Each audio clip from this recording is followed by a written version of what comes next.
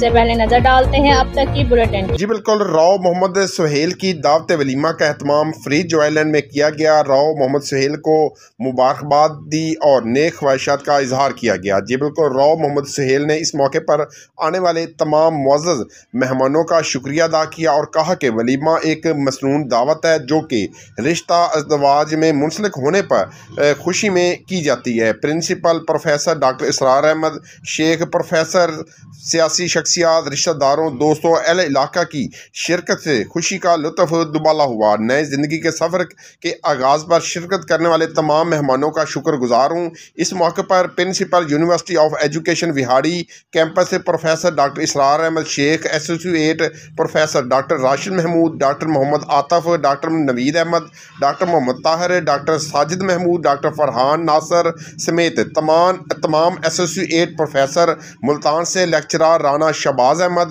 गुलाम Murtaza Sheikh, civil engineer Muhammad Shafqat, staff और साबिक नाज़म बल्दिया राना मोहम्मद कलीम, राना जुल्फ़कार हैदर, राव अकील रहमान, राव गुलाम मोहम्मद, राव फरमान अली, राव सदाम हुसैन, अफ्तार तबस्सम, राव आतफ, राव रिजवान साहब, रिश्तेदार व दीगर अहले इलाका ने शिरकत की। जी